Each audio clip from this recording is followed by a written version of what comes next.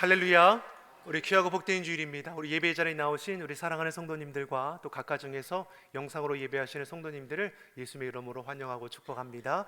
우리 곁에 계신 분들과 우리 따스한 눈빛으로 우리 반갑게 두 손 흔들면서 우리 사랑의 인사하겠습니다. 잘 오셨습니다.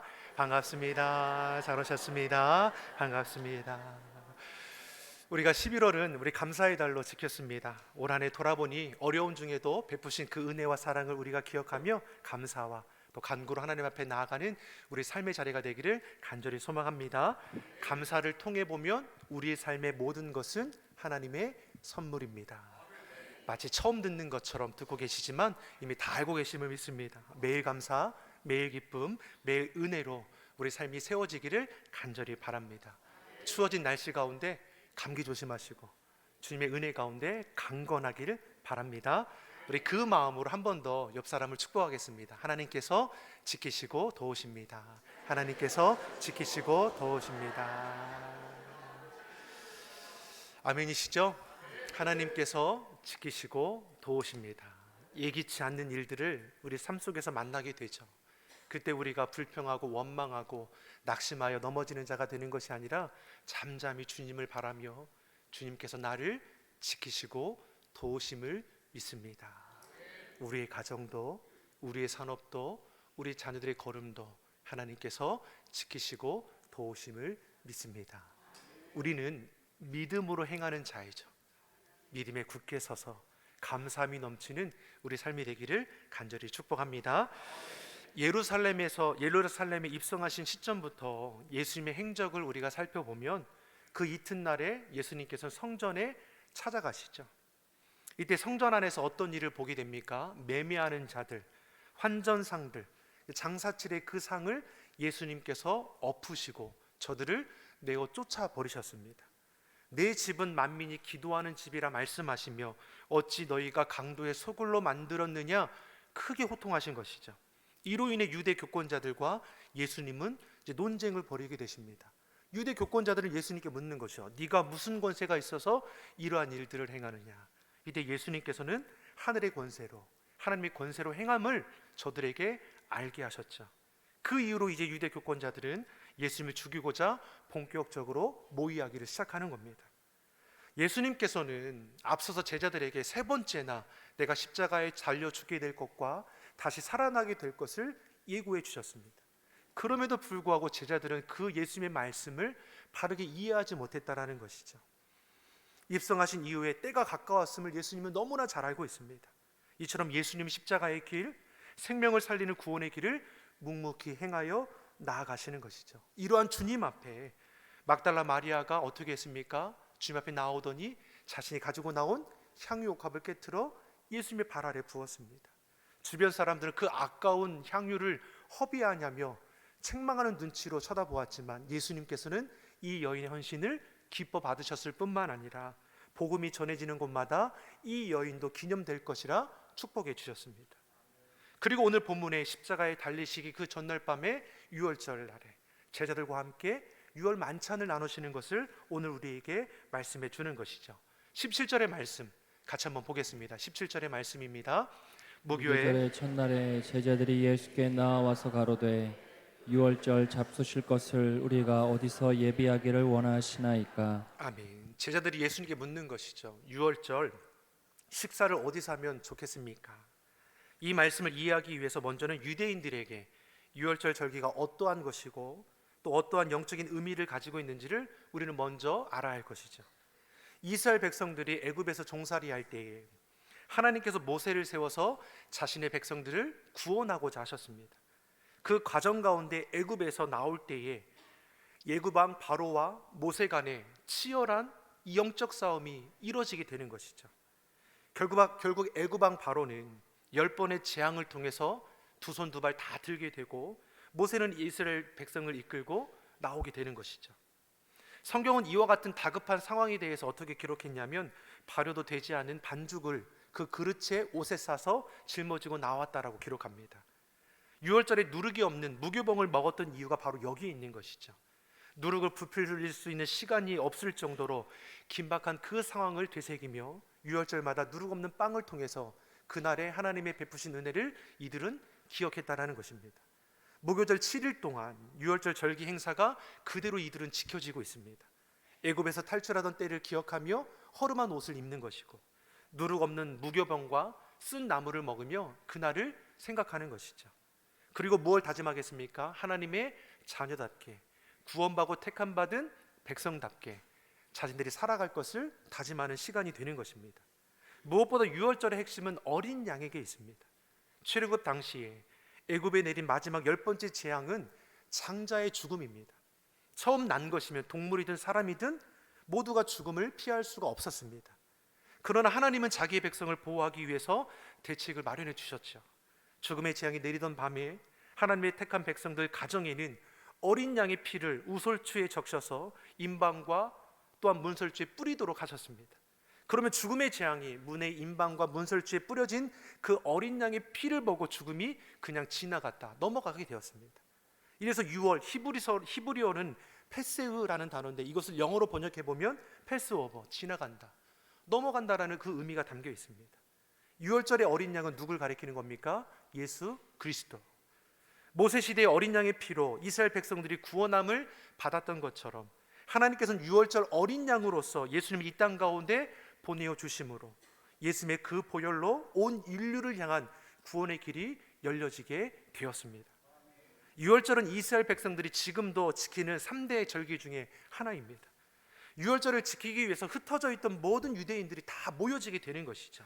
그러면 그날이 어떻게 되겠습니까? 머물 수 있는 장소도 협소해지게 되는 것이고 먹을 음식도 미리 준비되지 않으면 머물 장소도 먹을 음식도 마련되기가 어려운 것이죠. 그러니 제자들이 예수님께 묻는 것이죠. 주님, 이렇게 많은 인파들 가운데 우리는 어디에서 머물고 어디서 음식을 나눌 수 있겠습니까? 그런 예수님께서 저들에게 말씀하시죠. 18절의 말씀을 우리 같이 한번 읽어보겠습니다. 가라사대 성한 아무에게 가서 이르되 선생님 말씀이 내 내 때가 때가 가까웠으니 내 제자들과 함께 유월절을 내 집에서 지키겠다 하시더라 하라 하신대. 아멘. 제자들이 예수님께 물었죠. 예수님, 우리는 어디에 머물고 준비된 음식은 없는데 어떻게 하면 될까요? 그러니 예수님께서 저들에게 말하죠. 아무에게 찾아가라는 것이죠. 그럼 그의 집에 거하게 된다라는 겁니다. 여기서 아무에게는 정말 아무에게를 가리키는 것이 아니라 하나님께서 예비해 두신 자가 있다라는 것을 우리에게 말씀해 주는 것이죠. 즉 어제 막달라 마리아가 예수님이 가시는 그 길을 옥합을 깨뜨려 향유를 부었던 것처럼 이와 마찬가지로 오늘 본문에 아무개로 표현되는 준비된 자가 있을 거라고 우리에게 가르쳐 주는 것입니다. 십자가를 지실 때에도 대신 메고 갔던 구레네 시몬을 생각해 보십시오. 그냥 우연히 그 자리에 있었던 것입니까? 하나님께서 예비해 두심으로 십자가의 그 가는 길에 동참하도록 행했다라는 것이죠. 우리 또한 예수님의 십자가에 조금이라도 동참할 수 있으면 얼마나 기쁨이 되고 은혜가 되겠습니까? 이 시대에 믿는 자로서 각자의 자리에서 주님의 그 선하신 뜻에 참여하는 자가 되기를 예수님의 이름으로 축원합니다. 주님께서 우리를 지금 있는 그 삶의 자리에 두신 이유가 분명히 있는 것이죠. 왜 하나님이 우리에게 지금 현재의 직업을 갖도록 하셨을까? 왜 하나님은 나에게 조금 더 배우도록 하셨고 조금 더 가진 자로 두셨고 조금 더 높은 지위 가운데 우리를 두셨는가? 우리 명예를 위해서, 내 성공과 자랑을 위해서? 그렇지 않죠. 하나님의 영광을 위해서, 하나님의 선하신 뜻에 그곳에서 참여할 수 있도록 우리를 세우셨다는 것을 우리에게 말씀해 주는 것이죠. 에스더 4장의 말씀을 보면 자기 민족의 고난 앞에 모르드게가 왕후의 자리에 선 이 에스더에게 무엇이라고 말합니까? 당신이 왕후의 자리를 얻게 된 것이 이때를 위한 것이 아니겠습니까? 하나님께서 에스더를 왕으로 세운 목적이 어디 있겠습니까? 자기 백성을 구원하기 위함이 아니겠습니까? 라는 것이죠. 오늘 본문의 아무개 또한 하나님께서 제자들과 예수 그리스도의 그 만찬을 위해 예비된 자임을 우리는 알 수 있습니다. 사랑하는 성도 여러분, 이처럼 하나님은 우리의 삶의 자리에도 예비하신 은혜가 있을 줄 믿습니다. 이 예비된 은혜를 우리가 받아 누리는 것은 어떠한 게 가능한 것입니까? 주의 말씀 앞에 발맞춰 나가는 것이죠. 제자들이 한 것이 무엇입니까? 예수님께서 말씀하시죠. 성 안에 들어가서 아무개를 만나면 내 말을 전하라는 겁니다. 그럼 이 제자들은 어떤 마음이 들겠습니까? 누구를 만나야 하는 거고, 그렇게 얘기하면 어떻게 없던 장소가 나오는 거고 음식이 준비되는 거야? 이런 의문들이 왜 들지 않겠습니까? 하지만 그런 의문들은 뒤로 하고 예수님의 말씀에만 초점을 두고 들어가게 되었던 것이고 아무개를 만나게 된 것이고 저에게 예수님의 말씀을 전하니까 큰 다락방으로 인도하게 되고 준비되어 있는 음식들이 다 마련되어 있다는 것을 경험하게 되는 것이죠. 이를 가리켜 우리는 여호와 이레, 하나님께서 준비하셨음을 우리에게 말씀하시는 것이죠. 이 말씀, 여호와 이레의 말씀은 아브라함이 처음 고백한 거 아닙니까? 100세 얻은 이 아들 이삭을 하나님께서 번제물로 바치라고 하시죠. 이때 아브라함이 어떻게 합니까? 믿음으로 행하기를 결정하죠. 믿음으로 행한다고 해서 두려움이 없느냐? 그렇지 않습니다. 믿음으로 행하는 길에도 인간적인 두려움이 그 안에 있다라는 것이죠. 그런데 이러한 두려움까지도 믿음으로 감내하며 나아갔다라는 것입니다. 아브라함이 제단 위에 이삭을 결박하여 칼로 내려치려 할 때 하나님께서 아브라함을 멈추게 하셨습니다. 그리고 주변을 살피게 하시니 그 숲에 걸려있는 양을 발견하게 하셨죠. 그 양으로 제단에 제물을 삼아 하나님께 예배하며 하나님께서 준비하셨다, 여호와 이레의 은혜를 고백하는 것을 우리가 볼 수 있는 것이죠. 주의 말씀에 발맞추어 나아갈 때 주님께서 우리 가운데 예비하신 복과 은혜를 우리는 발견하며 누리게 되어 있다라는 것이죠. 사랑하는 성도 여러분, 우리를 향해 준비하신 예수님의 그 은혜를 우리가 발견하는 삶이 되기를 간절히 소망합니다. 내 고집, 내 욕심에 붙들려 살아가는 것이 아니라 주의 말씀에 내 삶을 발맞춰 나아가고 주의 뜻에 우리의 시선과 마음을 고정할 수 있기를 간절히 바랍니다. 제자들이 예수님 말씀에 순종하여 따라 나아갔더니 유월절 음식이 준비되어 있는 큰 다락방에 모일 수 있었습니다. 이곳에서 예수님께서는 두 가지를 말씀하시죠. 하나는 배신하는 제자에 대해서 말씀하시고 두 번째로는 성만찬을 베푸시는 것을 오늘 우리에게 가르쳐 주고 계십니다. 먼저 배신에 대한 말씀을 우리에게 뭐라고 말씀해 주십니까? 21절의 말씀을 우리 같이 한번 읽어보겠습니다. 저희가 먹을 때에 이르시되 내가 진실로 너희에게 이르노니 너희 중에 한 사람이 나를 팔리라 하시니. 아멘. 자, 만찬 중에 주님께서 뭘 말씀합니까? 너희 중에 한 사람이 나를 팔 자가 있다라는 것이죠. 음식을 맛있게 먹는 가운데 얼마나 날벼락 같은 말씀인 겁니까? 22절에 하는 말씀이 무엇입니까? 제자들이 저희가 심히 근심하여 각각 여쭤보는 거죠. 주의 말씀 앞에 주님 내니까, 주님 저는 아니지요. 제자들이 근심하는 마음으로 이렇게 물어볼 때 예수님께서 저들에게 또 무엇을 말씀합니까? 나와 함께 그릇에 손을 넣는 자가 나를 팔리라. 모두 다가 그릇에 손을 얹고 음식을 먹고 있었는데 더욱더 마음이 무거워지는 거 아닙니까? 24절에서는 더욱더 완고한 말씀이 선포되죠. 나를 파는 자에게는 화가 있을 것이고 그 사람은 차라리 태어나지 않았더라면 참 좋았을 텐데, 한탄하는 목소리도 있습니다.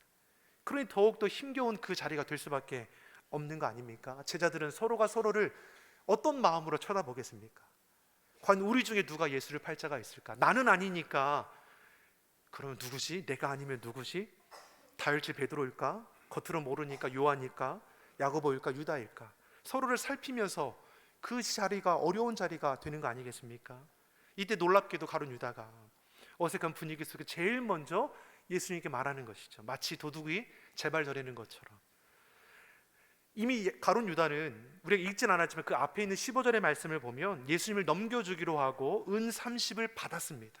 그리고 넘겨줄 기회만 틈틈이 엿보던 상황 가운데 있었습니다. 그런데 예수님께서 만찬을 나누는 자리에 이 자리에 나를 팔 자가 있다고 하니까 가룟 유다가 얼마나 덜컹거리는 마음이 있겠습니까?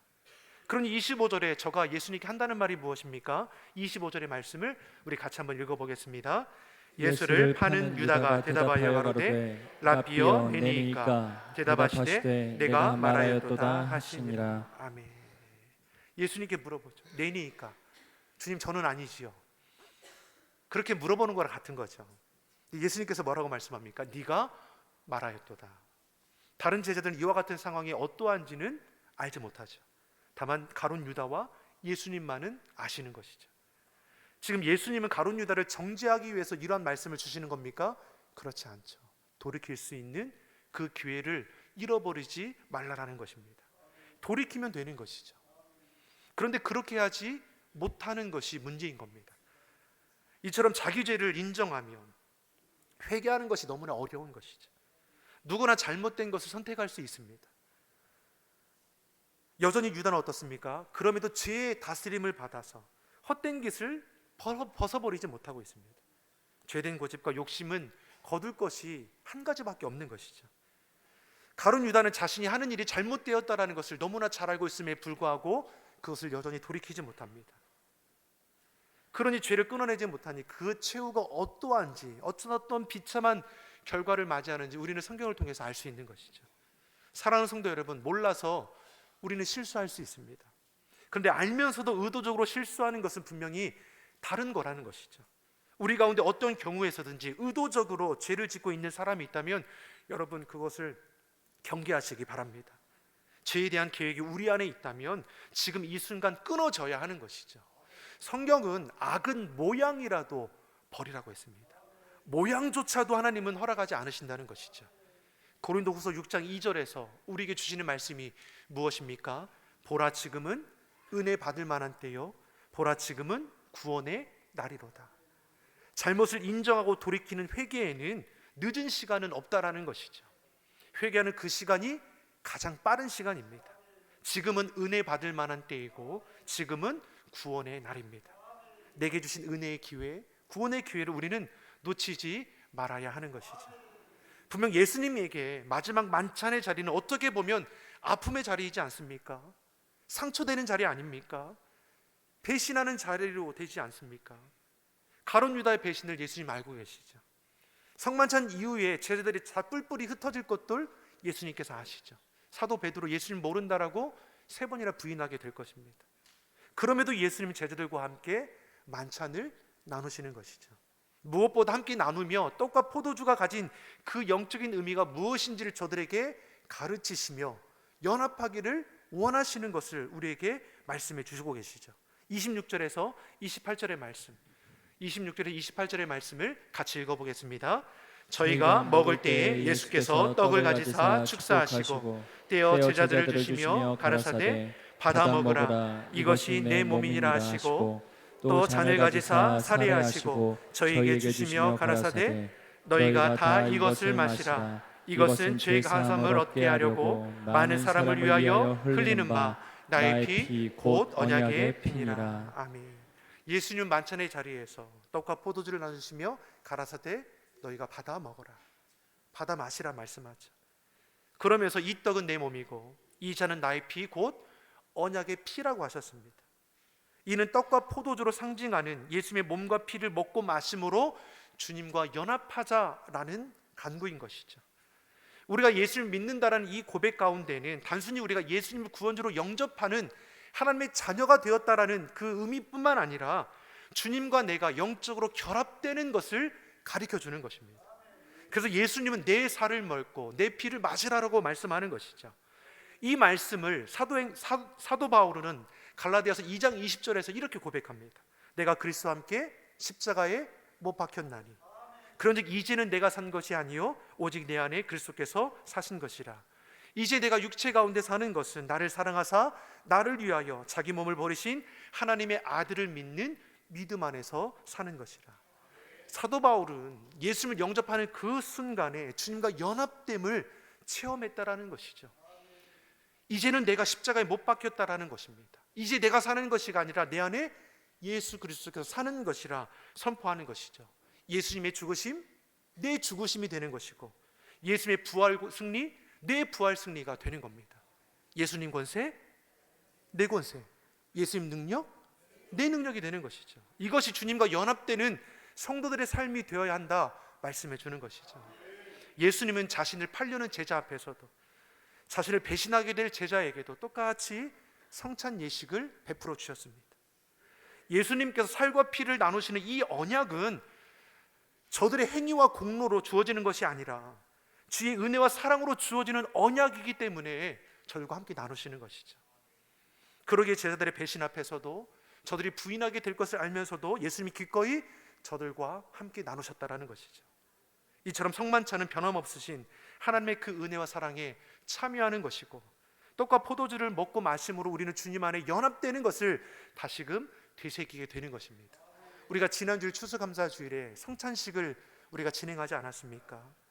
자격 없는 우리를 언약 백성 삼아주시고 그 은혜와 사랑 가운데 살아갈 수 있도록 우리를 도우시는 그 주님의 피와 살을 우리가 먹고 마심을 통해서 내가 주님께 연합한 자임을 다시 한번 새기며 이 땅 가운데 하나님께 속한 자녀로 살아가기를 결단하는 것이죠.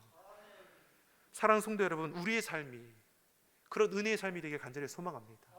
절기 때만 드려지는 성찬 예식이 아니라 매일매일의 삶이 주님과 연합되는 삶이 되기를 간절히 소망합니다.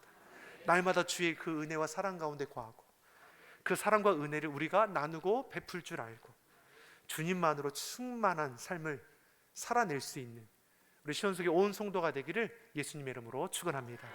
기도하겠습니다. 좋으신 아버지 하나님, 우리를 사랑하시되 포기하지 않으시고 끝까지 사랑하시는 그 주님의 사랑 가운데 우리가 죄에서 자유함을 얻었습니다.